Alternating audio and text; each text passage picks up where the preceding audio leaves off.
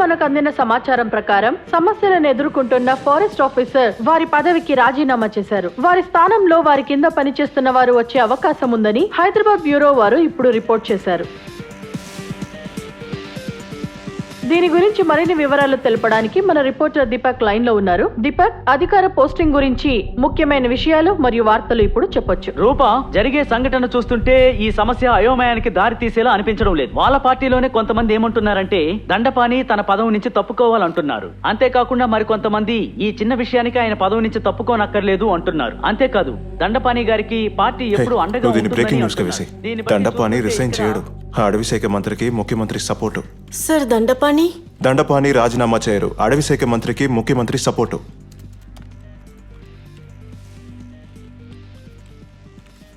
దండపాణి రాజీనామా చెయ్యరు. Forest minister కి చీఫ్ మినిస్టర్ సపోర్ట్ ఉంది. ఆయన చేసిన నేరం నిరూపించిన తరువాతే ఆయన రాజీనామా చేసే అవకాశం ఉందని చీఫ్ మినిస్టర్ అంటున్నారు. ప్రతి చోట ప్రతిపక్షం వాళ్ళు ఆయన చేసిన తప్పుల్ని నిలదీస్తున్నారు. So, like I was saying, the nation needs search minds.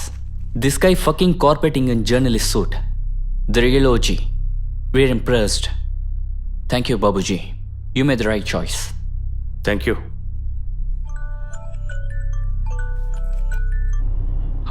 Hello అన్నా, న్యూస్ ఛానల్ వాళ్ళంతా దండపాన్ని రిజైన్ చేయరని చెప్తున్నారు.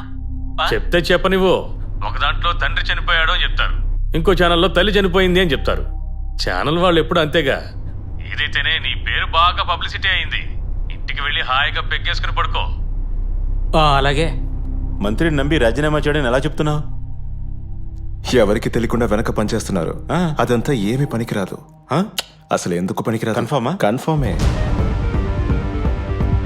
మన ముందున్న ఒక క్రూరమైన నీచమైన కార్యానికి ఒక ముగింపు దొరికింది. అటవీ శాఖ మంత్రి రాజీనామా చేసేశారు. మంచి కోసం, సమాజం కోసం, మార్పు కోసం, న్యాయం కోసం పోరాడి జయించిన ఎంతో గొప్ప తరుణం ఇదే. మేము తప్పు చేసిన వాళ్ళని శిక్షించే వాళ్ళం కాదు. మేము తప్పుని వేలెత్తి చూపిస్తాం, అది కూడా శిక్ష పడే వరకు.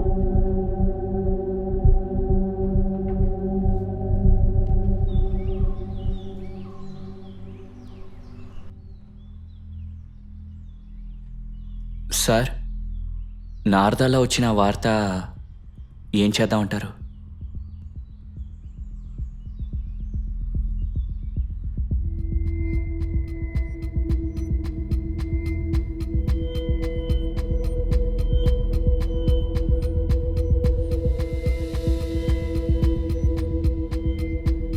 తప్పు చేసే వాళ్ళ ప్రత్యేక ప్రదేశం నారదా ఛానల్లో తరువాతి వివాదం.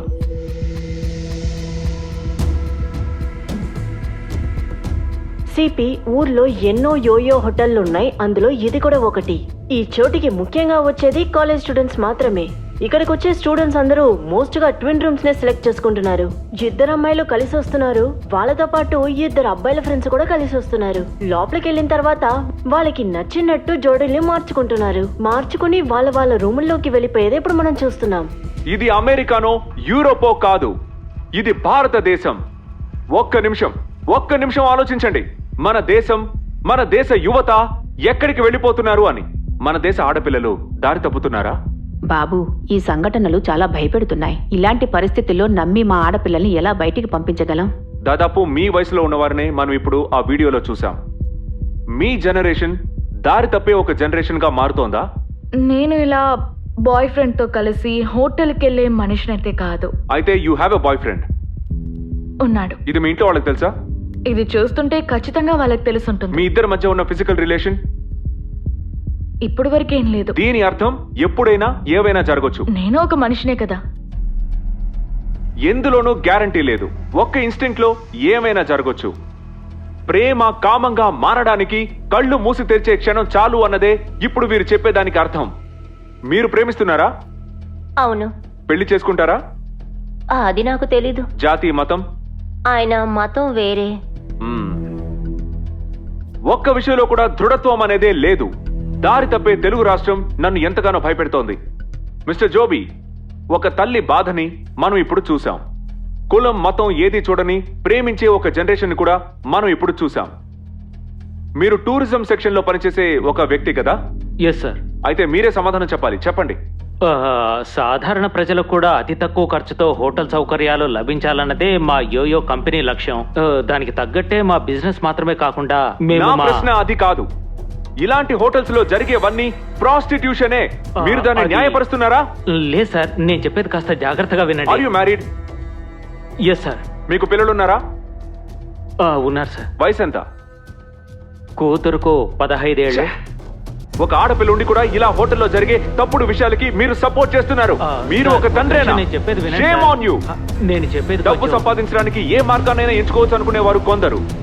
ఈ హోటల్ శృంగారం మాత్రమే కాదు, తప్పుడు విషయాలు జరిగే ఎన్నో ప్రదేశాలు ఉన్నాయి. అందులో ఒకటే డేటింగ్ యాప్లు.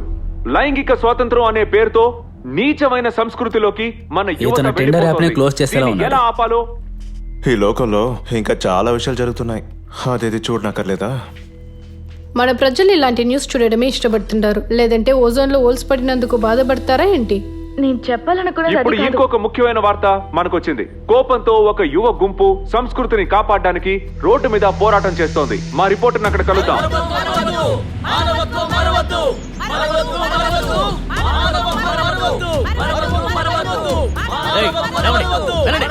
మా ఆచారాలను పాడు చేసే వాళ్ళు ఎవరిని వదిలిపెట్టాం.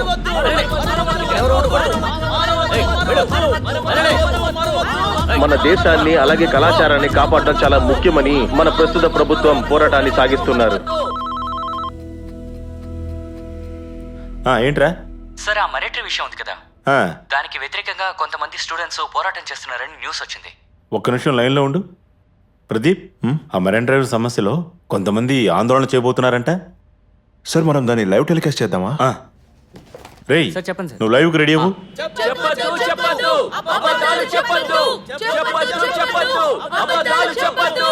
నాకు ఈ పోరాటం వెనకాల వేరే ఎవరైనా హస్తం ఉందా? లేదా ఇలాంటి విషయాన్ని బయటికి తీసుకొచ్చినందువల్ల ప్రజలే బయటకు వచ్చి పోరాటం మొదలు పెట్టారా? ప్రదీప్, ఆర్గనైజేషన్ తో ఏ సపోర్టు లేకుండా నీతి న్యాయం లేని వాళ్ళకి వ్యతిరేకంగా వీళ్ళందరూ ఒకటిగా చేరారు. ఇప్పుడు వాళ్ళని మీరు చూస్తున్నారు. ఇదంతా వైలెన్స్ క్రియేట్ చేయడం కోసం మీడియా చేస్తున్న ఒక కుట్రని మీరు అందరూ అనుకుంటున్నారా? చెప్పండి. అది నిజమే. కళాచారం అన్న ముసుగులో వీళ్ళు చేసే ఎల్లో జర్నలిజం ఇది. Yellow yellow Narada, yellow yellow Narada.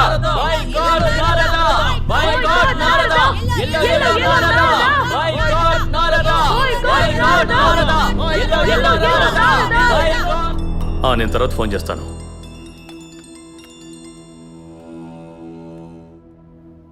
Hello Chandraprakash. Stop the live. ఇక్కడ ఏది లైవ్లో ఉండాలో నిర్ణయించేది నేనే కదా. ఇప్పుడు నేనే డిసైడ్ చేస్తాను. బాబు చంద్రప్రకాష్, నేను ఈ బిజినెస్లోకి వచ్చి చాలా ఏళ్ళయింది. నీ బెదిరింపులు నా దగ్గర కాదు. నగ్నంగా నుంచున్న కూతుర్ని ఏ తండ్రి చూడాలి అనుకోడు. అందులోనూ మీరు అస్సలు అనుకోరు. మీలో ఉన్న పిరికి తండ్రి కంటే ధైర్యంగా ఉండే ఎడిటరే నాకు ఇష్టం.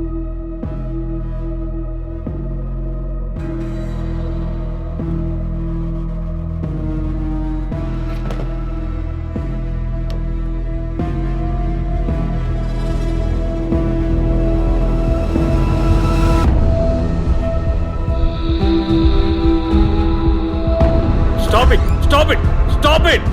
ఇలాంటి న్యూస్లన్నిటినీ ఇంకేదైనా తీసివేయి.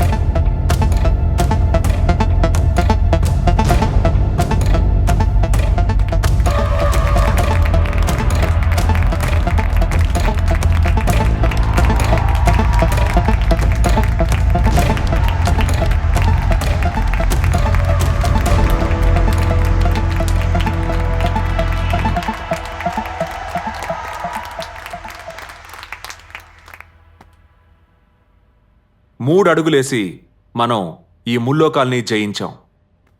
Thanks to my warriors.